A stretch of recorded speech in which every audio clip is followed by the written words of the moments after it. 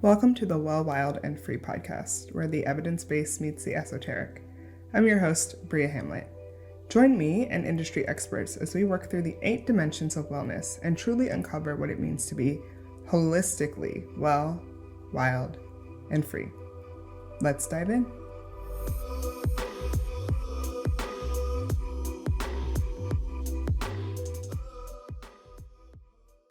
Hi, and welcome everybody back to the Well, Wild, and Free podcast. As always, I'm your host, Bria, and I'm super excited to have a really special guest here today. Kayla Countryman is a business mentor and yoga instructor living in Phoenix, Arizona. She started her own business, Authentically K, in 2020 to provide high-quality marketing support to BIPOC-owned businesses.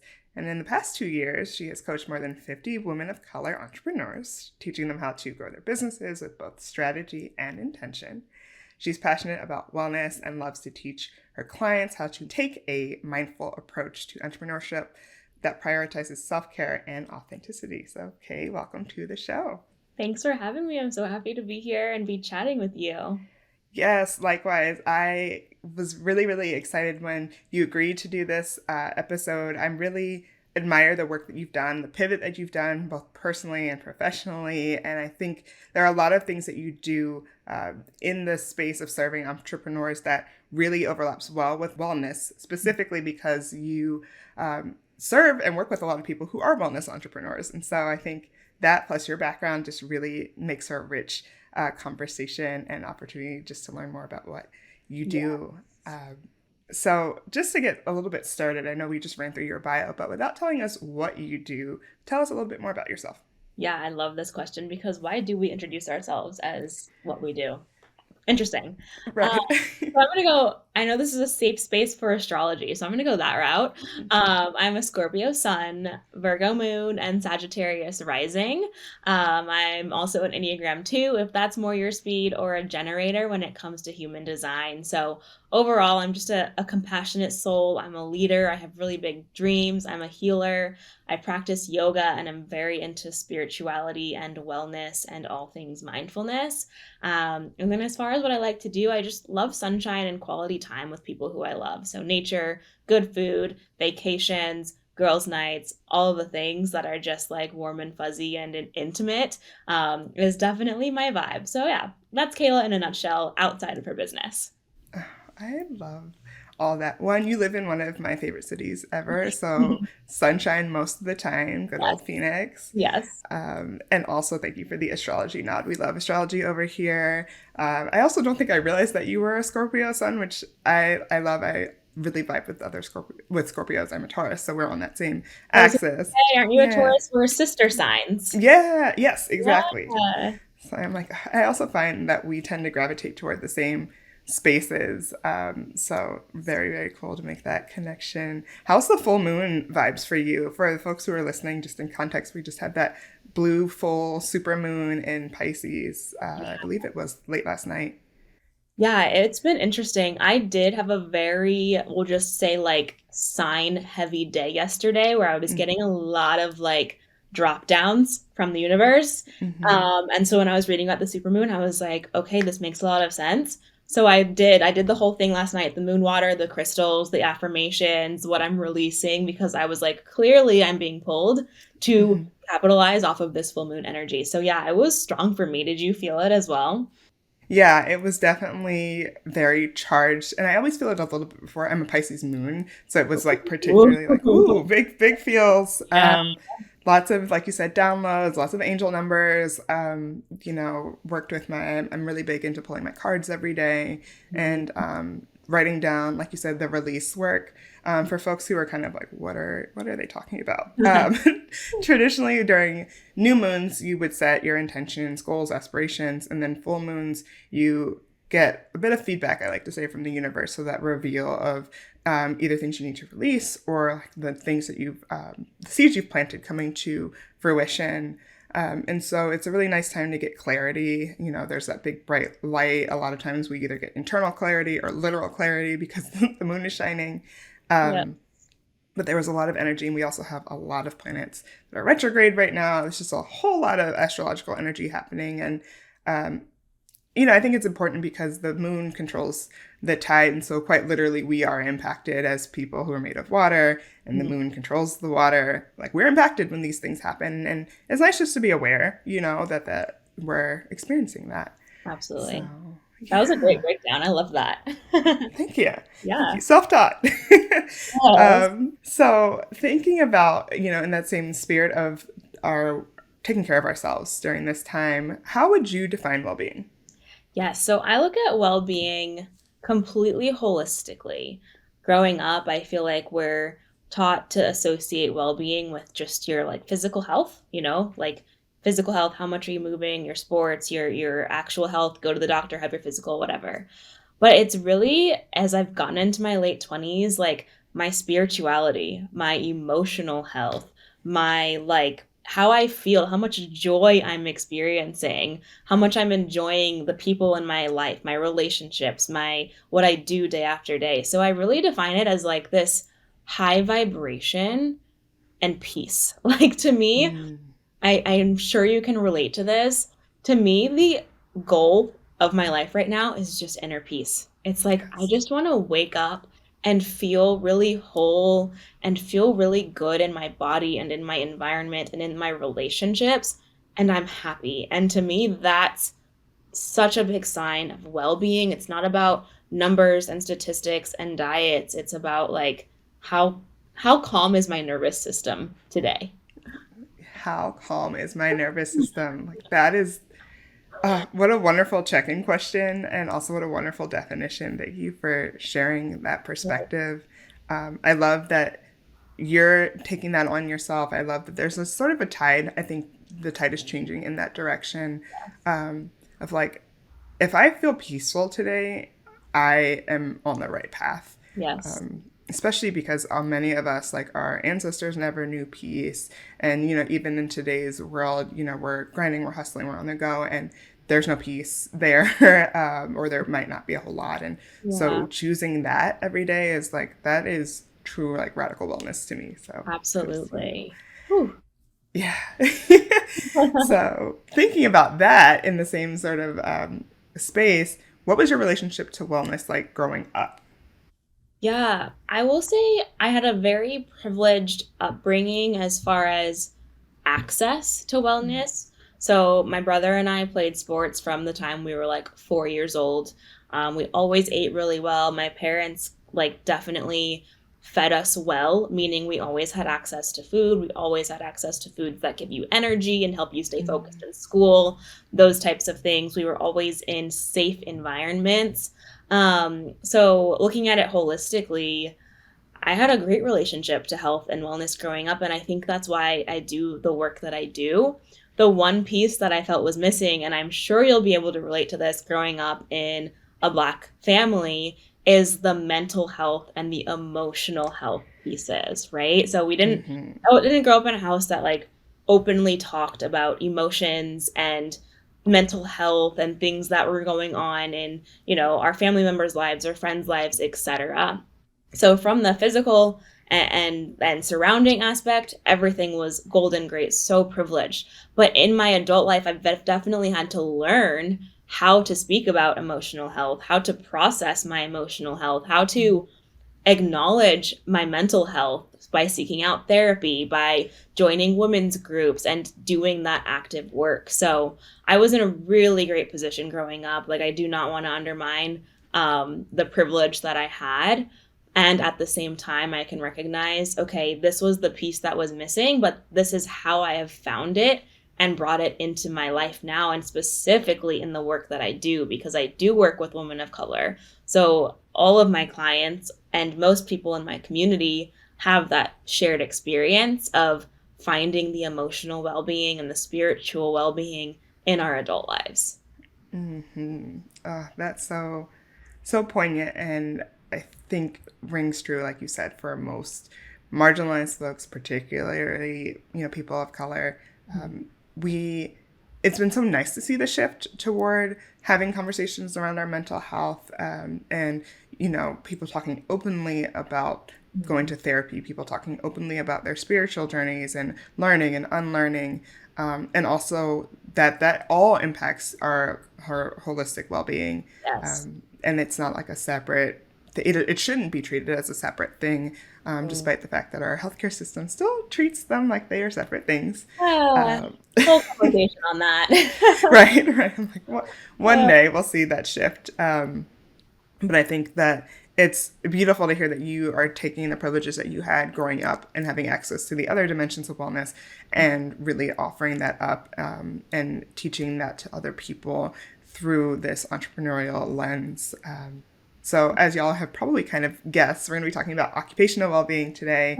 And just to roll that definition back, it's balancing work with leisure. It's having a career path that is purposeful to you and to society at large.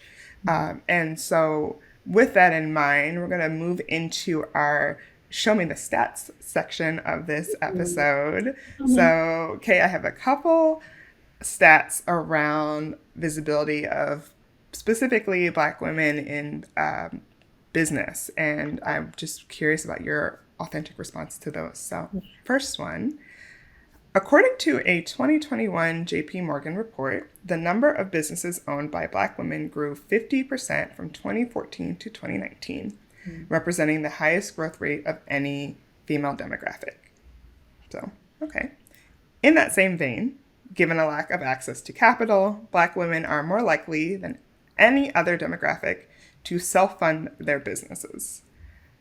What's your initial response or reaction to that? Two-part. That first part is like, Black women are sick of the BS. That's how I feel. Facts. Black women are like so tired of corporate America belittling us, underpaying us, overworking us, expecting double from us. Black women are tired of it. And I think that's reflected in that first statistic, especially reflected in the amount of women, Black women, who are starting their own businesses with the goal of time freedom, pay freedom, and exploring their own passions. That second piece about the self-funding, it like breaks my heart a bit, because it just goes to show when we do want to set ourselves free and when we do want to release the hold of corporate America, we're still not getting support that we need. Yeah. We get out because we don't have the support. And once we're out, we're like, okay, this is still challenging because the access to resources is still less available to us than it is to our counterparts, other demographics. So that's my reaction to that. It's like, we want to be free. And once we're free, we're still struggling in a way to make it happen because of the hills that are placed in front of us. Mm-hmm. Yeah, absolutely. I feel like you hit the nail on the head. Our desire, when we talk about that desire for peace, right? Like it's getting to a place where you have the freedom to wear your hair the way you want without having to even have that thought. I despise the fact that thought even creeps in of like, what is someone gonna say because my hair is now different? Yeah. Like bracing yourself for the comment in the workspace. And then you get out of that corporate environment and then you work for yourself. And it's like, oh, this is hard. Yeah. This is very hard. It's not impossible, but it is hard. And it's harder because, again, lack of access to capital. And there's been a lot of language, even over the last couple of days, about how all of these funds that popped up during, 2020, 2021, or it's like fund these businesses. There's still a lot of that money not going to BIPOC businesses. I think, and I don't quote me on this, if I can find this out, I'll put it in the show notes. But like 51% of the capital that was dedicated to underrepresented populations went to white women because they're women. And, and so we know that there's still that hurdle, and that struggle of, okay, want these strong, empowered folks who are going to own their own businesses, who are going to really thrive in the space they want to thrive in. And also like, there's still so little support. And then you run into things like entrepreneurial burnout. So we got a ways to go, but I'm also always inspired of like, Black women, Black and brown women, we will go get degrees. We will start businesses. We're going to do it. We're going to figure it out. If anyone's going to figure it out, it's us. Yes, absolutely. So I have another stat for you. According to a 2021 report from the Harvard Business Review, despite this early lead, only 3% of Black women are running mature businesses. So Mm. they go on to list potential reasons for this, such as informal businesses, crowded industries, self-funding, imbalanced debt to capital ratio. Mm. So this goes back relating to a different stat, I believe, which is essentially most Black businesses don't last 3 to 4 years. Like 3 to 4 years after they've begun, they're starting to shutter their doors. So, your thoughts? It's just so sad, and I I sigh because I'm like, I understand. Like, I understand how hard it is. I'm not sure how long you've had your business, but I'm approaching that 3 year mark. And these past few months for me have been the hardest months of my entire business. I have doubted myself more than ever. I have second guessed myself more than ever. I have been prepared to throw in the towel more than ever. And so I'm also wondering, I'm like, is there, you know how there's that myth of like, oh, your first 7 years in marriage, like that 7 year mark, people get divorced. Like, I wonder if there's something similar with business around that 3 year mark where it just really starts to take a toll on you. And then we double in that factor of marginalized groups, specifically Black women. And it's like when you're walking up the escalator that's going down and you're fighting against the momentum, Mm-hmm. it feels like consistently when you don't have the funding, when you don't have the access, when you don't have even just like equal access to getting a platform. We see all of these publications that are sharing these businesses and all of these pages that are shouting out businesses. And maybe you'll see one Black woman on there because they want to check a box, maybe. Or it will be Yeah. completely dedicated to here are the Black women in business top. And it's like, why, as much as I appreciate that, we love it, why can't we also just be included in the top? Why does it have Mm-hmm. to be here are the top Black businesses and then here's the top businesses and you see like one Black business snuck in there? Mm-hmm. So yeah, that I could go on a rant about that, but I understand so wholly how that could be happening and it breaks my heart. Mm-hmm. Oh, I echo those sentiments for sure. And I wonder, like you said, is there that 3 year? Like, what is it? I've had the business for 4 years. It Okay. was 4 years in April, and I also, like you said, in this past year, this has been the hardest, absolute hardest year in business. It is not easy to get up every day and continue, like you said, when you feel like you're on an escalator that's going down. I love that. I'm like, I'm Mhm. trying to walk up, and Yeah, I it's just I'm want to go just up being so pulled down. fast. And I think part of that, there's so many reasons why. I think one, when you go into business, you really need to know your why, right? Which I think is something Yes. that you've worked really intentionally with your clients on, Mhm. because your why is what gets you up and out of bed and continuing to do Yes. this. And then there has to be like a healthy dose of realism. Like, realistically, Yep. is what I'm doing in demand? Is what I'm doing sustainable? Um, Mhm. and I also wonder, like, if they were to parse that data out, like, how many of those women are solopreneurs versus having business partners? Yep. Because I feel like a lot of us go it alone. And really, the only way to truly like scale is to start inviting in other people, whether that's outsourcing some of your tasks or Yep. whatever. And that requires capital. That requires somebody to invest in you. And if you Yeah. don't have that, how can you possibly expand and keep going? I have so many like thoughts around why this happens. But it's sad to see because, like you said, we deserve to be on those lists where it's just top business on, whatever it is. Yep. The fact that we have those like spotlights, like Juneteenth rolls around and all of a sudden you see all the lists, Yes. and Black History Month rolls around and you see all the lists. Yeah. And it's, I would love to see that change because it does do a number on how we feel about ourselves. Absolutely does. Oh my gosh. Well, that feels like a bummer, but I also feel like you have a lot of great resources and insight how we can continue to be resilient and keep Yes. going. So with so much pressure, not only to like succeed, just to like make it and keep going, Yep. there's also the pressure to do things the right way. Yeah. And then there's the pressure to be seen.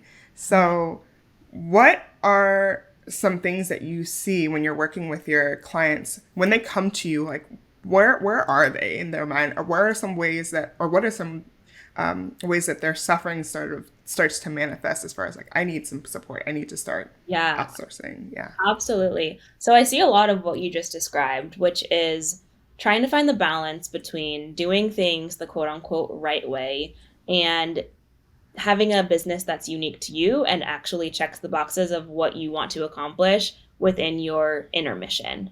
Um, a lot of my clients come to me and they have overconsumed. And what I mean by overconsumed is they have been scrolling, just consuming so much conflicting information about the right way to own a business or the right way to be a coach, the right way to be a service provider, and they're burnt out. Many of my clients, and it's got to be the wellness aura around me. Many of my clients arrive to me and they're burnt out and they're like, help. How do I undo this burnout, this fatigue, this I want to quit feeling that I'm having, which I know you and I have both experienced as well. And that's coming from a place of they've spent too much time absorbing what other people are doing and not enough time going inward to determine what they actually want to do. So there's a lot of things I work on with my clients in order to help them feel like they're mentally in a place to run their business in a way that is both strategic and intentional. My tagline is where intention meets strategy, and that's really balancing like how can you be intentional and stay within your mission, but also be strategic, because we know, as woo-woo as we are, you have to balance it with action. So one of the things is systems and organization. We were just talking about systems before we hit record. But a lot of my clients come to me and they have no systems in place. And by systems in an online business term, I'm really talking about what tools are you using to run your business? What boundaries do you have set in place so that you aren't overextending yourself to your clients? What does your schedule look like? So many of my clients, they come to me and I'm like, all right, when are you working on this client versus this client? And when are you working on your own business? And they're like, oh, I just have this to-do list and it just Monday through Friday, I'm just working away. And I'm like, no, that's not going to work anymore. You have to segment out your time. You have to assign days. We have a whole CEO schedule that I teach my clients so that they can learn how to time block and utilize when they're most productive, utilize specific times for different clients, and really get into a headspace where they feel balanced throughout their day in their business. Because when you're burnt out, you probably are running around with like a chicken with no head and just trying to do all of the things. It also goes into routines, like morning routine. Again, you and I are so similar. So I'm saying all of this stuff and I'm like, I know we're on the same wavelength here. But morning routines, like how are you starting your day? Beyond that, are you taking days off from your business? Are you just steaming through the weekend and working till 10 p.m. every night and wondering why you don't feel fulfilled in what you're trying to accomplish? So those are a couple of like the more strategic things that I work on with my clients. Then there's more fun things like community, finding people that look like you who can uplift you and support you, finding other women of color in the online space who you can hop on Zoom with or voice message back and forth with, just to feel supported and really combat that feeling of being alone and everyone's against me and the impending doom that comes sometimes with entrepreneurship. Especially if you have anxiety like me, it's like I'm already stressed and then I'm anxious. So here comes the ball of impending doom, right? And community for me always brings me out of that. And the last thing I'll mention is like play and pleasure. I think this is not talked about enough in entrepreneurship. Stepping away from your business and playing, the inner child work, being creative, doing art, literally frolicking in the ocean if you have access to water, like those things. Yeah, all I want is to frolic in the ocean. Unfortunately, I'm landlocked here, so we have some lakes, but it's not the ocean. That type of stuff is so beneficial to your mental health as an entrepreneur, because that's when the ideas are going to land. When you're so busy enjoying life that you're not even thinking about how you're going to serve this client or that contract you have to send or when that payment is coming, that's when the creativity hits. So when people are worried about how can I possibly find balance in my business, I don't know if true balance ever really exists, but I do know if you focus on some of those things, you can at least run your business in a way that feels settled, feels calming, feels approachable, instead of constantly being consumed by your business. I like snaps for all of that. I needed to like thank you for blessing me as well. I needed to hear a lot of these things today. Oh my gosh, so many important points that you brought up. I hope if you're driving and listening to this, run it back and take some notes later. I think I'll start with what you said, going backwards about play and pleasure. I find that many of us, find our businesses because it's something we love to do, right? It's something we like, and then it becomes a business, and then suddenly the joy is just like sucked out of the room, and it Yes. becomes work. And like you said, the value of remembering like what you enjoyed doing, and then eventually those like, I don't know, the messages start coming back in of like, oh yeah, this is where I found inspiration. And it's so easy to not have boundaries as an entrepreneur. And you shared that like having a schedule allows you to have boundaries. Like I will admit, it took me starting this process with this podcast to realize like, oh, you need to dedicate days to recording this. It can't be like, I'm available all of these days, because when are you going to edit? When are you going to answer your emails? All of the other things. And it's been so nice to give myself permission to have a boundary and set, and people outside of that don't know that this is your boundary. It's just, you're doing it for you. But I think that it allows you to keep going and allows you to, have your space. So I love what you've shared about that. And I also wonder, with the consumption thing, I feel like a lot of us, I don't know if you feel this way, but a lot of us consume with the hope of being inspired. Yes. And then just end up feeling shitty. Like I end up feeling like, oh, I'm not doing enough. I don't know. 100%. Yeah. It's like consumption to the point of comparison is so dangerous for your creativity. When you are just consuming for inspiration, and then that turns into, oh, what is she doing? Oh, how did she do that? Oh, I could do that. Maybe that's how I'll make my next sale, or make more money, or get my next client. And then all of a sudden you're so far away from what you actually want to do that you're like, okay, my original goal was to get inspired, and now I'm lost. Now I'm overwhelmed. Analysis paralysis, not going to move at all. And that's the cycle of like consume. So I always tell my clients, make the goal to create more than you consume. I don't care if you're creating like silly little TikToks that aren't even about your business. Just get into the habit of spending more time in your own creative energy than consuming other people's, because they're not going to fill your creative battery. If you see something that inspires you, it's more often not going to be when you're trying to find something that's inspiring you. Facts. Inspiration is not something that we can usually like seek. It's like, I have something about that resonates with me. And I know that I've gone through seasons of my life where my morning routine has been on point. I don't open Instagram or TikTok or anything until I'm like good and ready to do so. And I will say that recently it's been like rollover, and unfortunately it's emails first, which is just gnarly. And then it's social media, and it's almost like my brain hasn't even had a chance to adapt to my day before I've already consumed what's going on with your day and somebody else's day, whoever else. And it's almost like compulsive. Like, have you ever like paid attention to how many times in the day you'll like pick up your phone and then open an app? And I know our brains are not wired to operate this way. Like we can't possibly be wired to operate like this. Dopamine addicts at this point, just looking for that next chase. It's so true. And I love what you said about getting outside, getting in nature, especially because many of us are vitamin D deficient. Many of us are not getting enough sunlight, period. Yes. But certainly if you have the chance to go get some fresh air, if you can get what are they called? The solar lamp, or the lamps that like simulate sunlight? The sun lamp. Sun lamp. Yes. Sun lamp. Just this morning I went and got coffee, and I intentionally like went to a coffee shop kind of far away because it was closer to the beach and the mountains.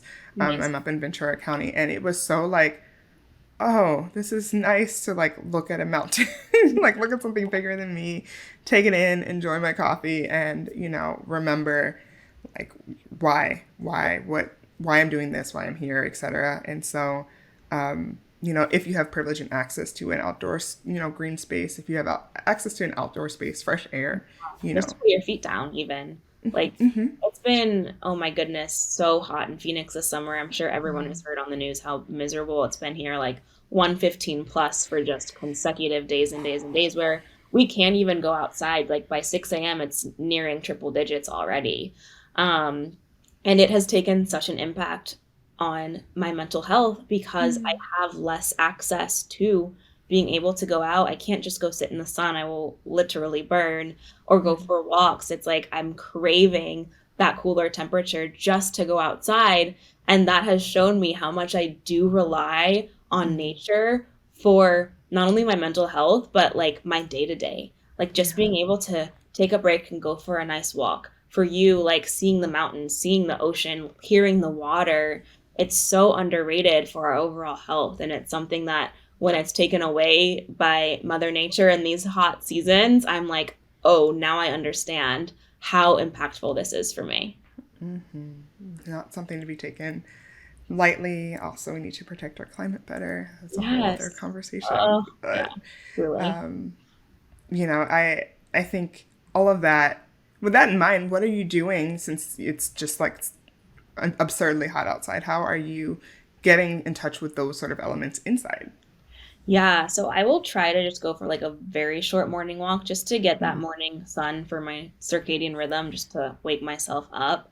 But lots of indoor workouts. I find myself going to the gym even more than I was going before, or simple things at home like stretching. We are very privileged to have a lot of natural light in my home, which I'm very grateful for, because even Top just tier. like being able to have all of the blinds open and have the space completely lit, not needing artificial light throughout the day, that stuff is like very important to me, and very special. And again, not something I take for granted. So things like that, it's definitely hard to find indoor like activities that give you that same nature element. But something as simple as natural light, or I created a little meditation corner in my living room just so that I have a space where, since I'm not going for a super long walk in the morning, I can sit here, open the blinds, and have some me time. So things like that definitely help.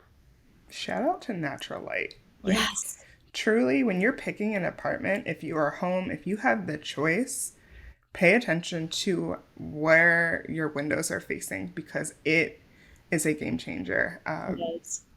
In my old apartment, I had west facing windows, so west and north. So I got a decent amount of daylight, but I always got to see the sunset, and that just was like, That's chef's kiss. I amazing. loved it. My current apartment, we have east facing window, so we get a lot of sun like first thing in the morning, which is nice.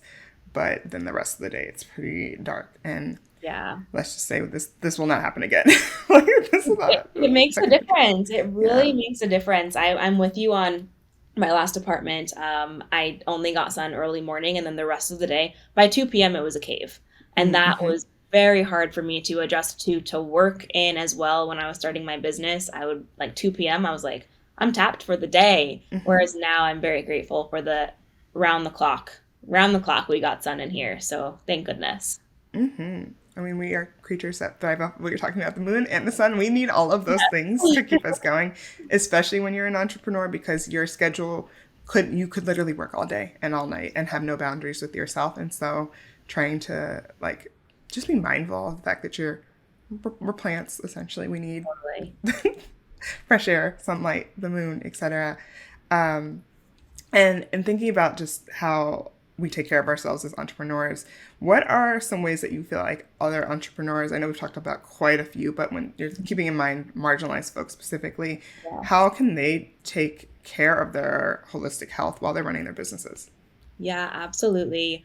Movement comes just like lands naturally for me. Moving your body. We're talking a lot about nature and getting outside, and if that's accessible to you, that's amazing. If that's not accessible to you, walking, like even just investing in a walking pad or stretching in your living room, taking breaks throughout the day. I think it's so underrated how much moving our bodies and getting into our bodies really helps. We hold so much stress and tension in our bodies. I'm a big fan. We both teach yoga. I'm a big fan of restorative yoga in periods of stress, or if I'm on my menstrual phase, restorative yoga, just to like release my shoulders, open my hips, release those areas that tend to hold a lot of tension for women, and then tenfold for women of color. So that's a really big thing, movement. Then I would say I'd go back to community, honestly. I think that community is one of the most powerful tools for women of color who are embarking on this journey. You cannot do this alone. You do not want to do this alone. And community, not even in the sense of necessarily investing in a community. If you'd like to invest in a mentor, invest in a membership, those are all incredible and resourceful things. If you don't have access to that right now, community can still be available to you. And I think that's super important to note. That can look like starting a little like coffee chat group where you have Zoom calls once a month with a small group of women, or joining Facebook communities, or joining people's broadcast channels on Instagram and attending events that they're hosting. So really seeking out ways. I'm an introvert, so networking is not my strong suit, and I'm working on it. Like I really There want with you. to be, yeah, right. I really want to be the person that goes, like, maybe I should set a goal, one event each month, just to get myself out in the community, especially because ever since COVID, we've been in this very online, isolated world. And for us as entrepreneurs, especially full-time entrepreneurs, that means we're in our home, we're sitting in our office, we're sitting at our laptop, hence why movement is so important, but we're so isolated. And virtual connection is great. I'm grateful that we have it. But if you can leave your house to meet people, like bonus points for you. Finding people that are local in the same city as you, just to connect with, and people that look like you, especially. I just think that is like so healing for all of us, and something that it's not strategic, but it is in a way because it's important. Yes. I feel like community has we've lost a bit of the just the built-in community, especially Yes. like you said, once you become an entrepreneur, because you're working from home, you don't see other people. But even with the pandemic, we're in hybrid environments, and it's great, right? Because we can connect virtually, but also like we need to see people and feel each other's energy. I love body doubling, like similar thing of like going to a coffee shop and working alongside a friend. Like we might, especially as an introvert, like we might not talk, but we're Totally. there. We're Yeah, holding space. absolutely. Um, Absolutely. I have to leave my house. If I don't leave my house for a few days, my boyfriend will literally say to me, like, how about you work from a coffee shop today? You can like tell that I need that connection. And I'm with you. Like, I don't want to go and just like chat and socialize all day. But just even if I go by myself and I'm just surrounded by other people who are working and saying hello to strangers and ordering a coffee with the barista, like those things actually directly impact your brain health and can mhm. increase your mood. So all of that matters.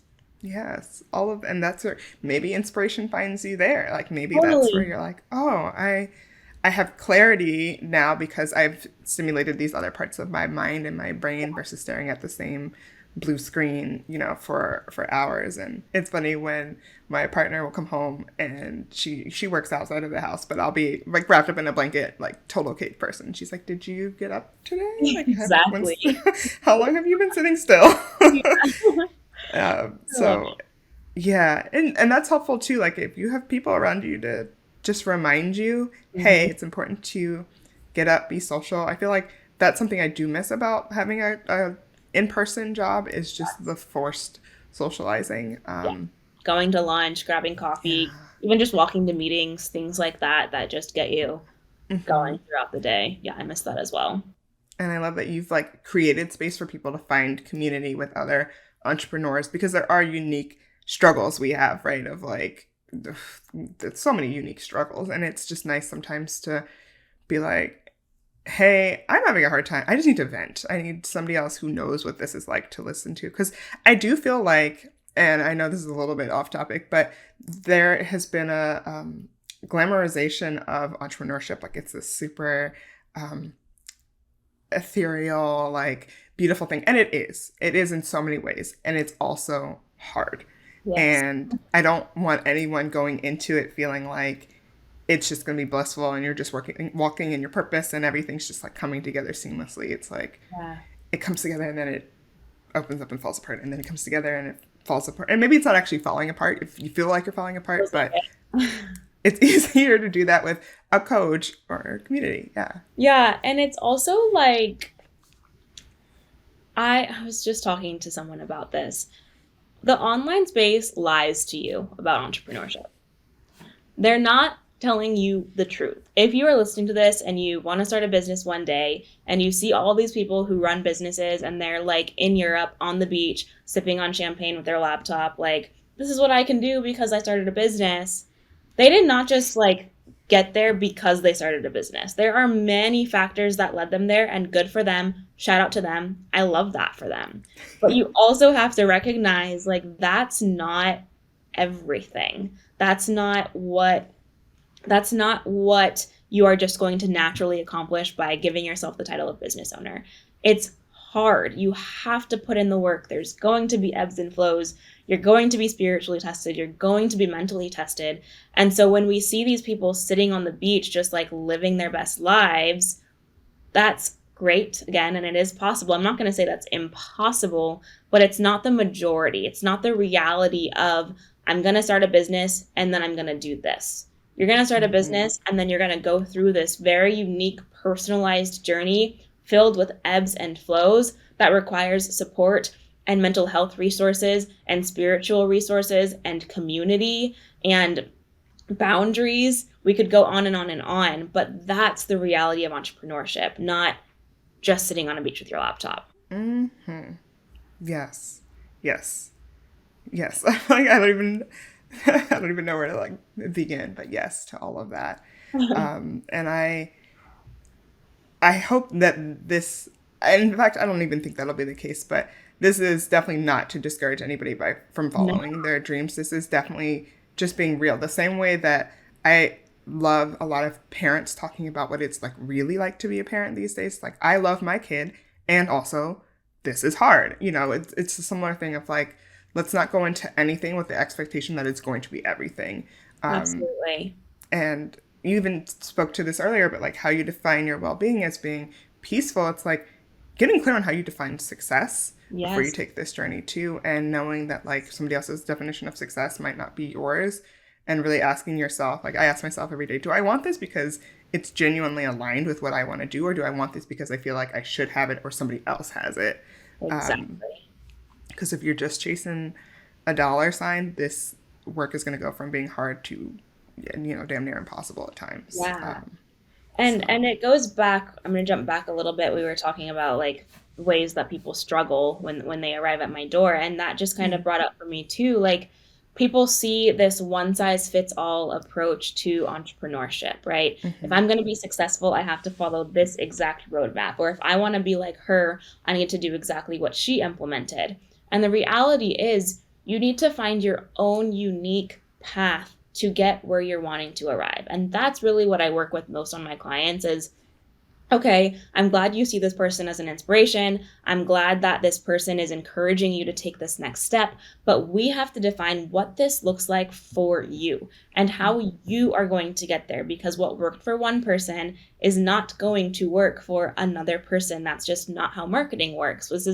We're not in some pyramid scheme where you just have to like hit a sales number and you know, things just automate on their own. You have to figure out what makes sense to you.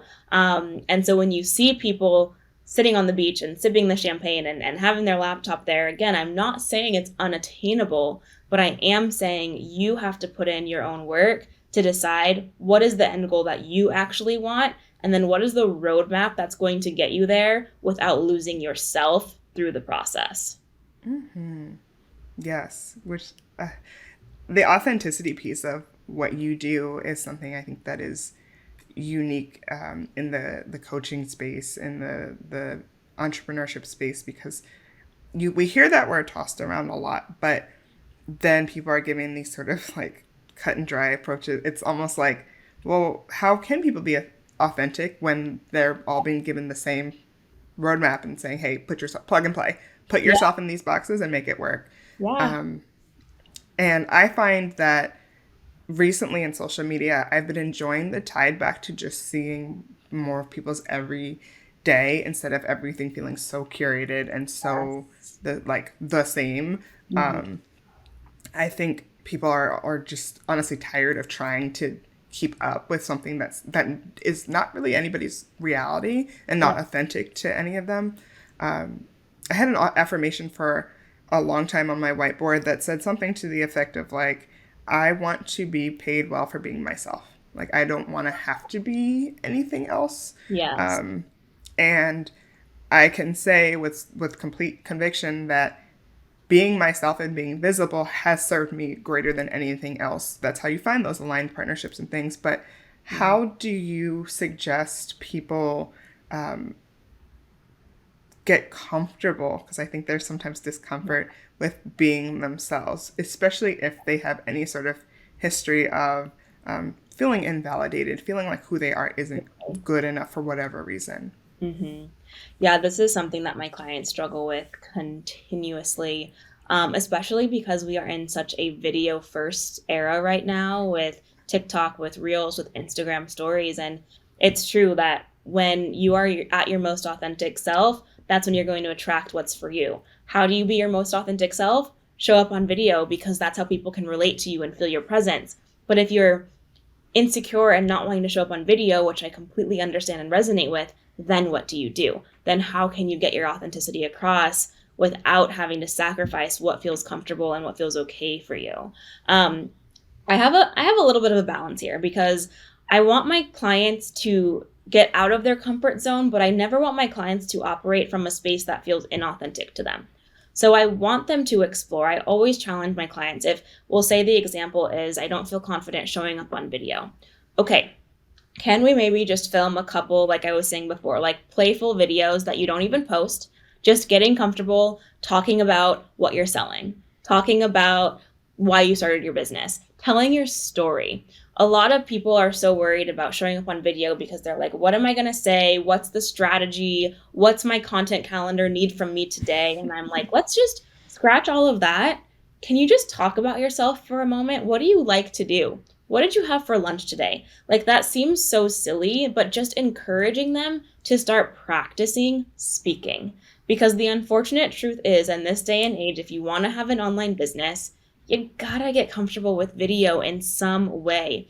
It can be filming B-roll where you're not speaking directly to the audience. It can be having set times throughout your month where you film some videos so that you are at least getting it all done at once and you're not having to revisit this every single day. So there are ways to work around it. If my clients are like, I'm just absolutely not comfortable with video, that's a completely separate conversation because I believe that it is important in this day and age.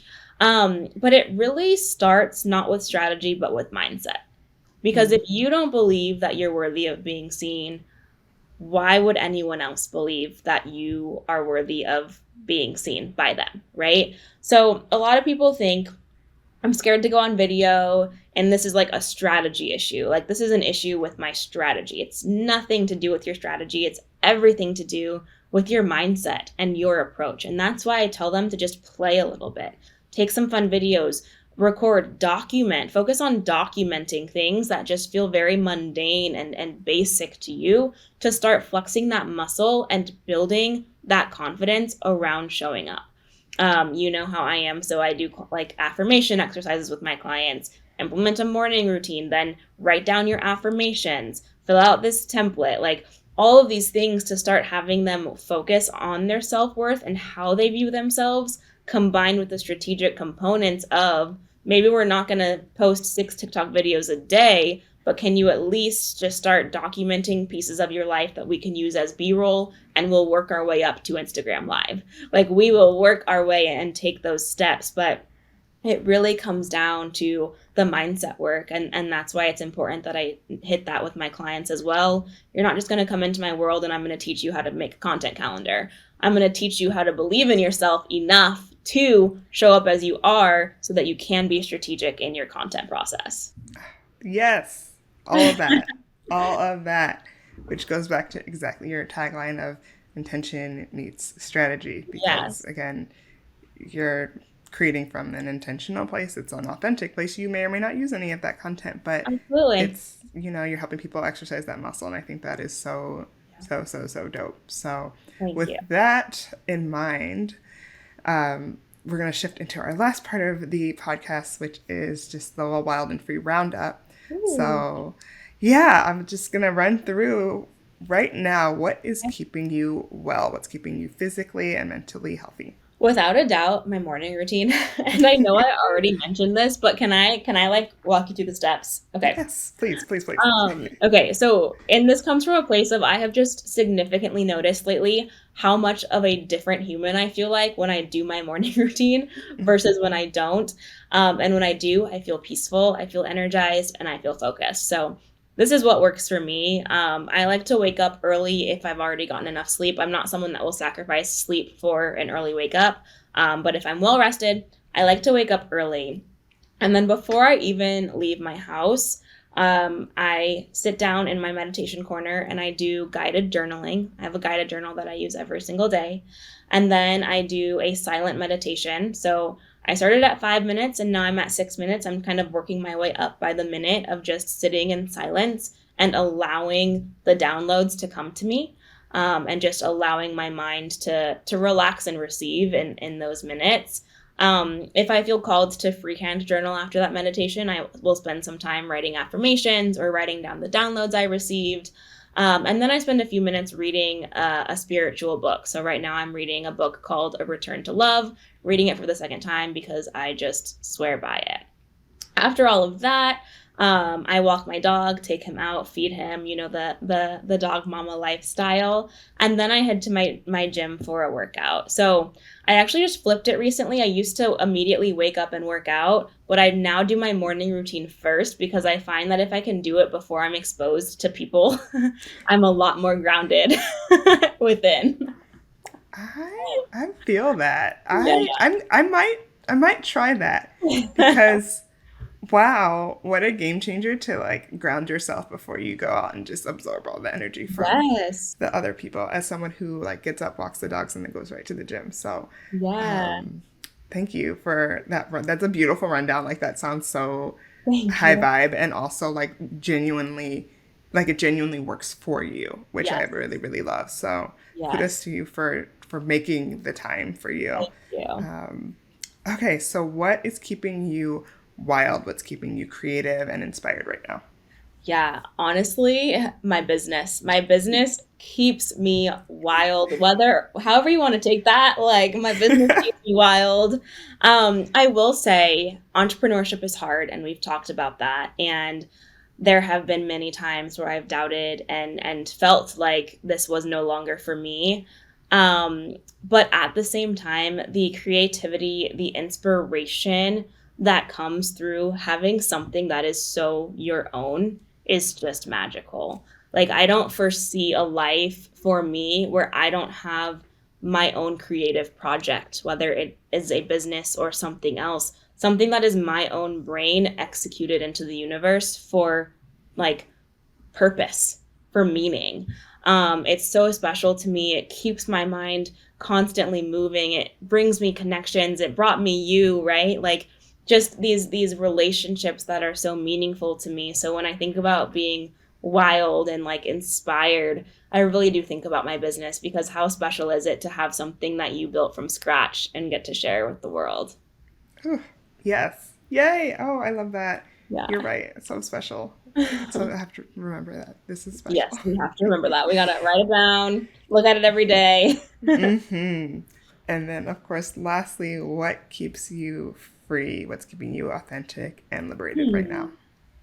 So I will say my partner is the yang to my yin. Mm. So when I think about feeling free, it's really his playful energy. I'm a homebody, I'm an introvert, I'm very like anxious, as I mentioned, I have anxiety. He is none of those things. He is calm, he's extroverted, he's a social butterfly, and he really encourages me to not take life so seriously, which for someone like me absolutely keeps me free.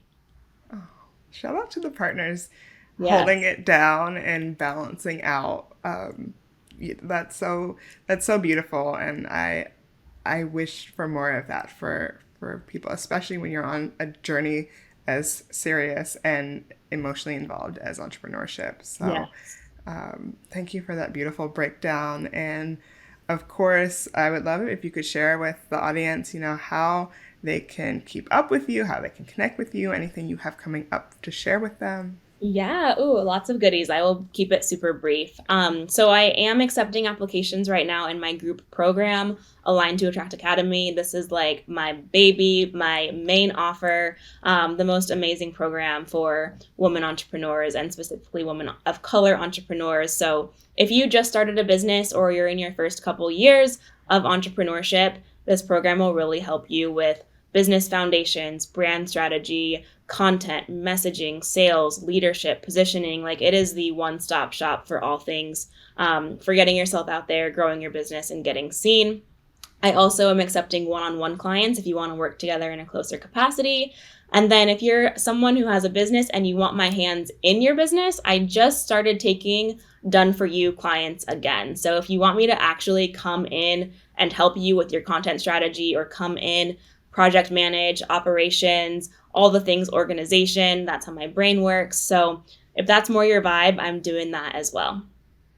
Yes, thank you for that rundown. Y'all, please check Kayla out. She has fantastic resources. I mean, I shouldn't even have to say that at this point. I'm sure you can tell there's a wealth of information there, but also community. Yes. And so, by all means, definitely take advantage of her wonderful offerings. Thank you so much for being here. This is I feel very inspired and encouraged. So, thank you for sharing just your insight and your authentic experience with Absolutely. everyone.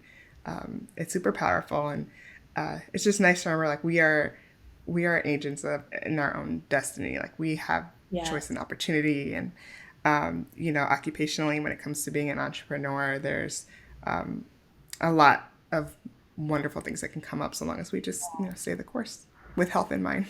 Thank you for having me here because we've always had this like energy back and forth, you and I, where we just have always kind of gravitated toward each other in the online space. So I'm grateful that you had me here, invited me here to share with your community, and I can't wait to meet any of you. Even if you just want to say hi, just DM me. Like even if you're not trying to invest right now, come join my community and let's hang out in the DMs. What is your Instagram handle, just so folks have it? Good point. At Countryman, so KAY Countryman, just like it sounds, on Instagram and TikTok. Awesome. Thank you again for being here. And as always, folks, till next time, stay well, stay wild, stay free.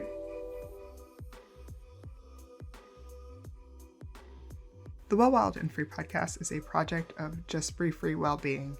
It is edited and produced by Eric Hamlet. To stay in touch with us, visit Well, Wild, and Free on Instagram at wellwildfree or at justbreathefree.com/podcast. For sources and information about the show, please visit our show notes.